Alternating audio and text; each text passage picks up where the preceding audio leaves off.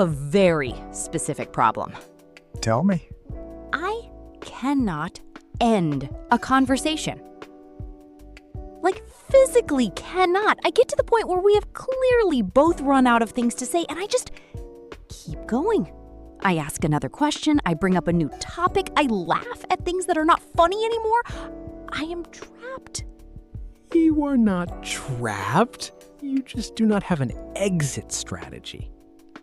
An exit strategy for a conversation? Ending a conversation well is a skill. Most people think it just happens naturally. One person says goodbye and that is it. But in reality, a bad conversation ending can undo 10 minutes of good conversation. And a good ending can make the whole conversation feel better than it actually was. The ending changes how they remember the whole thing? The last moment of any experience is what the brain keeps. If the ending is awkward, trailing off, repeated goodbyes, the 3-step farewell that never actually ends, that is what they remember. If the ending is clean and warm and intentional, that feeling is what stays. And if you have ever done the 3-step farewell where you say goodbye 4 times before actually leaving, you are in the right place. We teach real conversations here, not textbook English. Subscribe to the English Parent Lab. New episodes every Monday, Wednesday, and Friday. So what is the 3-step farewell exactly? You know exactly what it is. Okay, well, it was great talking to you. Pause. Yeah, definitely, we should do this again. Pause. Okay, so I will see you around.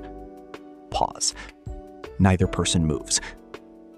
Okay, well, and round 2 begins.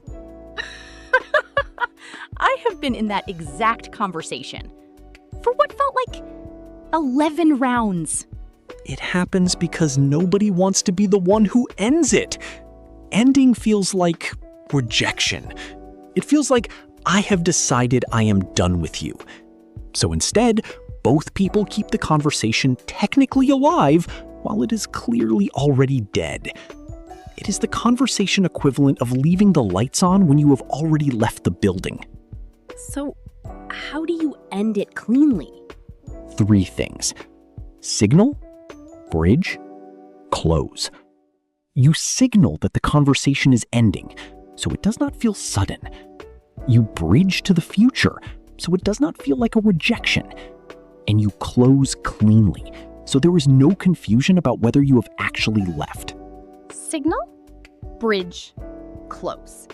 The signal is a small shift in language that tells the other person we are approaching the end without announcing it. Before I let you go, or I know you are probably busy, or I have to head off in a minute, but. These phrases prepare both people for the ending without making it abrupt. So the signal is a warning, not a goodbye. It gives everyone time to mentally prepare, and it removes the shock of a sudden ending, which is what makes endings feel cold, even when they are not. And the bridge? The bridge connects this conversation to the next possible one. I would love to continue this, or we should actually do this again, properly.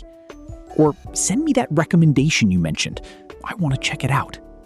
The bridge tells the other person this conversation mattered enough to continue. That is not rejection. That is the opposite. And the close?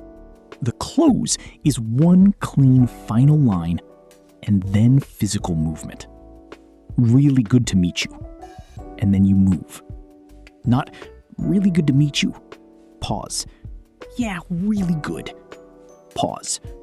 Okay, so the close works because it is definitive. One line, then action. The action is what makes it real.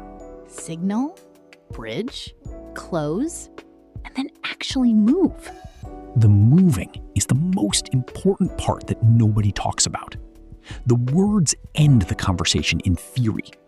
The movement ends it in reality. Rapid fire. I give you the situation, you give me signal, bridge, close. Ready. You are at a networking event, and you need to move on from a conversation that has run its natural course. Before I let you go, I have really enjoyed this. I want to follow up on what you said about the project. Can I find you on LinkedIn? Great. I will send you a message this week. Clean. The signal was before I let you go. The bridge was the LinkedIn follow-up with a specific timeline. This week, not sometime. The close was implied by the completeness of the plan. Next, you are on a phone call that has naturally finished, but neither person is ending it. I know you are probably busy, so I will let you go. But this was really useful. Let us do a proper catch-up soon. I will send you some dates. You took responsibility for ending it. I will let you go, which means they do not have to feel like the one who ended it. That's generous. Next, you are talking to someone at a party and you want to move around the room without it feeling rude. I'm going to grab a drink and say hello to a few people, but I really want to hear how that situation ends. Find me later? Find me later is the best bridge in this set. It turns the ending into an invitation. They are not being left, they're being invited back. That's a completely different feeling. Last one. You are ending a conversation with someone you genuinely want to see again. I have to head off, but honestly, this was one of the better conversations I have had in a while. I mean that. Let us not leave it at this. Let us not leave it at this is the most human close in this whole set. It's direct, it's vulnerable, it says exactly what you mean without over-explaining it. And the other person walks away feeling like they mattered to you because you told them. The ending is the last impression. And the last impression is the one that stays. So end like you mean it. Signal that it's coming, build a bridge to what's next, and close like the conversation mattered. Because it did.